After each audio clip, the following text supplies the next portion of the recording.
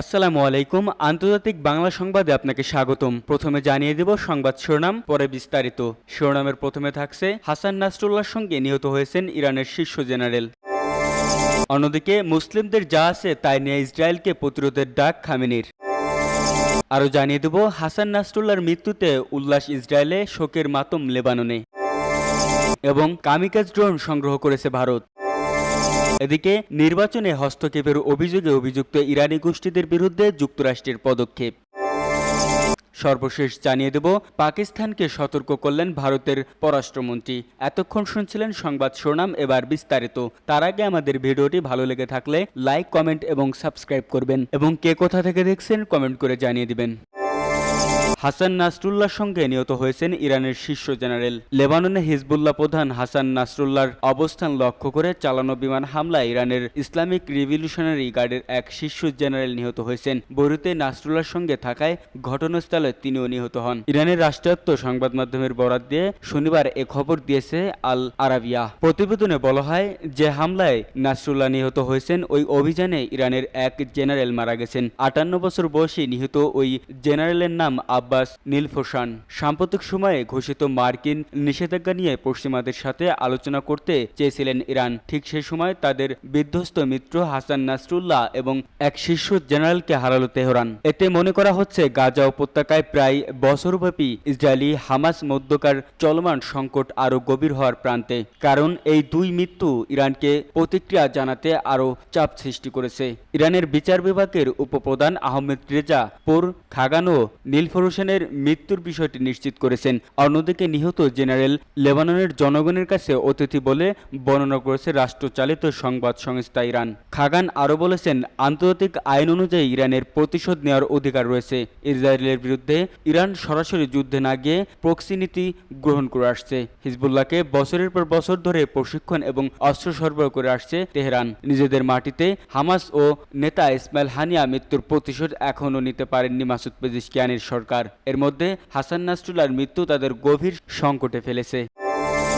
মুসলিমদের যা আছে তাই নিয়ে ইসরায়েলকে প্রতিরোধের ডাক খামেনির। লেবাননের সশস্ত্র সংগঠন হিজবুল্লাহর প্রধান হাসান নাসরুল্লাহর মৃত্যুর প্রতিক্রিয়া জানিয়েছে ইরানের সর্বোচ্চ নেতা আয়াতুল্লাহ আলী খামেনি। তিনি বিশ্বের সব মুসলমানকে তাদের যা আছে তাই নিয়ে জালেম ইসরায়েলকে মোকাবিলার আহ্বান জানিয়েছেন। একই সঙ্গে তিনি লেবাননের জনগণ এবং হিজবুল্লাহর পাশে দাঁড়ানোর অনুরোধ করেছেন। ইরান ইন্টারন্যাশনাল এক প্রতিবেদনে এ খবর জানিয়েছে। খামেনি এক বিবৃতিতে বলেছেন, জয়নবাদীদের জানা উচিত যে লেবাননে হিজবুল্লাহর মজবুত ভিত্তির বড় কোনো ক্ষতি করার যোগ্যতা তাদের নেই। এই অঞ্চলের সমস্ত প্রতিরোধী শক্তি হিজবুল্লাহর পাশে আছে এবং সমর্থন করবে। এই অঞ্চলের ভাগ্য নির্ধারণ করবে ইরানের প্রতিরোধী শক্তি, আর তাদের নেতৃত্বে থাকবে হিজবুল্লাহ। লেবাননের সশস্ত্র গোষ্ঠী হিজবুল্লাহর প্রধান নেতা হাসান নাসরুল্লাহকে লক্ষ্য করে বিমান হামলা চালায় দখলদার ইসরায়েল। ওই হামলার লক্ষ্যবস্তু করা হয় হিজবুল্লাহর সদর দপ্তরকে। হামলার সময় নাসরুল্লাহ সদর দপ্তরে ছিলেন বলে দাবি করছে ইসরায়েল। এ হামলায় 2000 কেজির বাংকার বিধ্বস্তি ক্ষেপণাস্ত্র ব্যবহার করা হয়, আর ক্ষেপণাস্ত্র হয় অত্যাধুনিক F-35 যুদ্ধবিমান থেকে। গতকাল স্পষ্ট করে কিছু না জানলেও আজ ইসরায়েল দাবি করছে তাদের হামলায় প্রাণ হারিয়েছেন নাসরুল্লাহ। গত বছরের 7 অক্টোবর ফিলিস্তিনি সশস্ত্র গোষ্ঠী হামাস এবং ইসরায়েলের মধ্যে যুদ্ধ শুরু হয়। হামাসকে সহযোগিতা করতে এর পরের দিন থেকে ইসরায়েলে অবৈধ বসতি লক্ষ্য করে হামলা চালানো শুরু করে হিজবুল্লাহ। এতদিন যুদ্ধ হামাস ও ইসরায়েলের মধ্যে থাকলেও 2 সপ্তাহ আগে থেকে ইসরায়েল হিজবুল্লাহকে লক্ষ্যবস্তুতে পরিণত করা শুরু করেছে। তারা পেজার ও অকিটকিতে বিস্ফোরণ ঘটিয়ে হিজবুল্লাহর কয়েক হাজার যোদ্ধাকে আহত করেছে। এরপর বিমান হামলা চালিয়ে হত্যা করে একাধিক কমান্ডারকে। সর্বশেষ নাসরুল্লাহকে লক্ষ্য করে হামলা চালিয়েছে তারা। হাসান নাসরুল্লাহর মৃত্যুতে উল্লাস ইসরায়েলে, শোকের মাতম লেবাননে। লেবাননের সশস্ত্র গোষ্ঠী ও ইরানপন্থী মিলিশিয়া সংগঠন হিজবুল্লাহর প্রধান নেতা হাসান নাসরুল্লাহ নিহত হয়েছেন। শনিবার 28 সেপ্টেম্বর এই তথ্য জানিয়েছে হিজবুল্লাহ। এর আগে স্থানীয় সময় শুক্রবার লেবাননের বৈরুতের দাহিয়াতে বেসামরিক ভবনের নিচে হিজবুল্লাহর সদর দপ্তরে হামলা চালায় ইসরায়েল। হামলার পরে নাসরুল্লাহর মৃত্যুর বিষয়টি জানায় ইসরায়েলি প্রতিরক্ষা বাহিনী IDF। হিজবুল্লাহ প্রধান নেতার মৃত্যুর মধ্য দিয়ে লেবাননের গোষ্ঠীটির সাথে হিসাব বরাবর হয়েছে বলে বিবৃতি দিয়েছেন ইসরায়েলের প্রধানমন্ত্রী বেনিয়ামিন নেতানিয়াহু। এদিকে হিজবুল্লাহর প্রধানের মৃত্যুর খবরটি সামাজিক যোগাযোগ মাধ্যম পোস্ট করেছে দেশটির সামাজিক বাহিনী। আইডিএফ লিখেছে, হাসান নাসরুল্লাহ পৃথিবীতে আর আতঙ্ক ছড়াতে পারবে না। এমন পোস্টের পর আনন্দ উল্লাস চলছে ইসরায়েলে। অন্যদিকে শোকের মাতম চলছে লেবাননে। তার সমর্থকরা এখনো বিশ্বাস করতে পারছে না যে হাসান নাসরুল্লাহ আর নেই। লেবাননের আশপাশের অঞ্চলে নেতারা এই হত্যার তীব্র নিন্দা জানিয়েছেন। এছাড়াও হিজবুল্লাহ গোষ্ঠীর মিত্ররা এই হত্যার প্রতিশোধের প্রতিশ্রুতি দিয়েছেন। সশস্ত্র গোষ্ঠী হিজবুল্লাহ এক বিবৃতিতে জানিয়েছে, হাসান নাসরুল্লাহ শহীদদের সাথে যোগ দিয়েছেন। তার হত্যার কঠিন মূল্য দিতে হবে ইসরায়েলকে। মারিয়াম নামের এক লেবানিজ বলেছেন, আমি যখন প্রথম খবরটি শুনেছিলাম তখন আমি ভেবেছিলাম এটি মিথ্যা। আমি ভেবেছিলাম এটি সত্য হতে পারে না। নাসরুল্লাহ আমাদের ভাই ছিলেন এবং আমরা সবসময় তার কাছে নিরাপদ বোধ করতাম। এখন জানি না আমাদের ভাগ্যে কি হবে। লেবাননে মারিয়ামের মতো বহু শিয়া মুসলিম জনগণের কাছে নাসরুল্লাহ একজন ভাই, এমনকি বাবার মতন। বৈরুতের কেন্দ্রস্থলে দাহিয়ে থেকে বস্তুত পরিবারগুলো নাসরুল্লাহকে একজন শহীদ হিসেবে আখ্যা দিয়েছেন, যিনি ইসরায়েলের বিপক্ষে যুদ্ধে তার জীবন দিয়েছেন। কামিকাজ ড্রোন সংগ্রহ করেছে ভারত। ভারতীয় সেনাবাহিনীর হাতে এবার আসছে আত্মঘাতী কামিকাজ ড্রোন এবং দূরপাল্লার রকেট। ভারতীয় সেনাবাহিনীর এই পরিকল্পনার কথা জানিয়েছে গোলন্দাজ বাহিনীর প্রধান লেফটেন্যান্ট জেনারেল আদর্শ কুমার। উল্লেখ্য, ইউক্রেন যুদ্ধে রাশিয়ার সাজোয়া বাহিনী প্রবল মার খেয়েছে কামিকাজ ড্রোনের হাতে। মূলত তুরস্ক থেকে আসা ইউক্রেনীয় ড্রোনগুলো রাশিয়ার অত্যাধুনিক T-72, T-90 ট্যাঙ্ক বহরকে নাস্তানাবুদ করে ছেড়েছে। পরবর্তীত পরিস্থিতিতে রুশ সেনাবাহিনীর হাল দেখে সময় বিশেষজ্ঞদের একাংশ বলেছেন, লাখ লাখ ডলার মূল্যের ট্যাঙ্কগুলো সামান্য খরচে ড্রোনের কাছে হার মেনেছে। অত্যাধুনিক যুদ্ধক্ষেত্রে ট্যাঙ্কের উপযোগিতা নিয়েও প্রশ্ন উঠেছে। ফলে হাজার কিলোমিটার দূরের যুদ্ধক্ষেত্রের গতি প্রকৃত দেখে ভারতীয় সেনাবাহিনীও নিজেদের রণপরিকল্পনা বদল আনছে। এই সঙ্গে জানা গেছে, পিনাকা রকেটের পাল্লা বৃদ্ধি করার কাজও শুরু করে দিয়েছে ডিআরডিও। ডিআরডিওর সূত্রের খবর, এমনিতেই পিনাকা মার্ক 1 এর সর্বাধিক পাল্লা 40 কিলোমিটার, পিনাকা মার্ক 2 এর সর্বাধিক পাল্লা 90 কিলোমিটার অবধি। ওই রকেটের পাল্লাই আরও বাড়িয়ে 300 কিলোমিটার করা হচ্ছে। লেফটেন্যান্ট জেনারেল জানিয়েছেন, দূরপাল্লার নিভয় এবং প্রলয় ক্ষেপণাস্ত্র সেনায় অন্তর্ভুক্তির পরীক্ষা শুরু হয়ে গেছে। উল্লেখ্য, নিভয় ক্ষেপণাস্ত্রের পাল্লা 2000 কিলোমিটার এবং প্রলয় ক্ষেপণাস্ত্রের পাল্লা 400 কিলোমিটার। ইতিমধ্যে নিভয় এবং প্রলয়কে সেনায় অন্তর্ভুক্তির অনুমোদন দিয়েছে ডিফেন্স অ্যাকুইজিশন কাউন্সিল।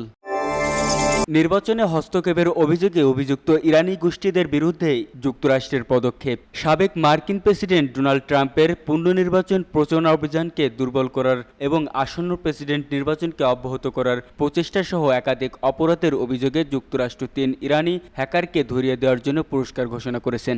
যুক্তরাষ্ট্রের একাধিক সরকারি সংস্থা এই পদক্ষেপগুলো ঘোষণা দেয়। যুক্তরাষ্ট্রের প্রেসিডেন্ট নির্বাচনের 1 মাসের একটু বেশি সময় বাকি আছে। যুক্তরাষ্ট্রের কর্মকর্তারা ওয়াশিংটন এবং এর বাইরে বিভক্তি ও বিভেদ সৃষ্টির জন্য ইরানের প্রচেষ্টার বিরুদ্ধে ব্যবস্থা গ্রহণ করছে। এফবিআই এর ডিরেক্টর সিক্রেট ফার রে একটি ভিডিও বিবৃতিতে বলেন, আপনি এবং কিবোর্ডের পেছনে লুকিয়ে থাকতে পারবেন না। রে বলেন, আপনারা যদি আমাদের নির্বাচনে হস্তক্ষেপ করার চেষ্টা করেন তবে আপনাদের জবাবদিহি করতে হবে।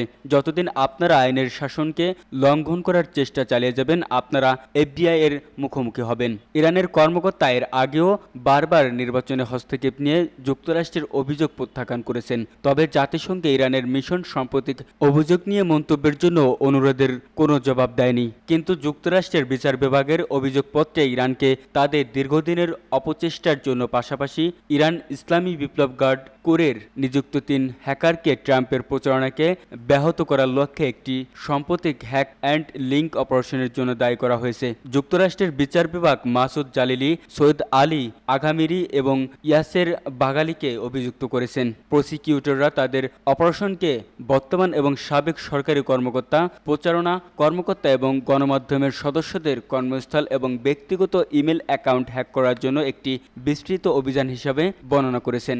বিভিন্ন অভিযোগের সর্বোচ্চ শাস্তি হিসেবে 2 থেকে 27 বছরের কারাদণ্ড হতে পারে। পাকিস্তানকে সতর্ক করলেন ভারতের পররাষ্ট্রমন্ত্রী। জাতিসংঘের সাধারণ পরিষদের ৭৯তম অধিবেশনের ভাষণে পাকিস্তানের কঠোর সমালোচনা করেছেন ভারত। দেশটির পররাষ্ট্রমন্ত্রী এস জয়শঙ্কর তার বক্তৃতায় বলেন, পাকিস্তান যদি আবারও সন্ত্রাসবাদ নীতিতে পুরাতন পদ্ধতি অনুসরণ করে তাহলে ইসলামাবাদকে কঠোর পরিণতি ভোগ করতে হবে। খবর ভারতীয় গণমাধ্যম এনডিটিভির। এস জয়শঙ্কর বলেন, ১৯৪৭ সালে পাকিস্তান প্রতিষ্ঠিত হওয়ার পর বর্তমান সময়ে দেশটির সবচেয়ে বাজে অর্থনৈতিক সংকটের মধ্য দিয়ে যাচ্ছে। এ অবস্থায় তারা এ থেকে উত্তরণের চেষ্টার পথে না গিয়ে ধ্বংসের পথে হাঁটছে। আমরা স্পষ্ট করে বলতে চাই, পাকিস্তান যদি অন্তঃসীমান্ত সন্ত্রাসবাদের দিকে এগোয় তাহলে সেক্ষেত্রে তারা সফল হবে না। তিনি আরো বলেন, অনেক দেশ নিজেদের জনজট করতে না পারলে পিছিয়ে যায়, আবার কেউ আছেন সচেতনতার সঙ্গে নিজেদের ধ্বংসের দিকে নিয়ে যেতে পছন্দ করে। পাকিস্তান হলো আমাদের যেরকম একটি প্রতিবেশী দেশ, তাদের এমন বিতর্কিত কর্মকাণ্ড প্রতিবেশীদেরকে সমস্যায় ফেলবে।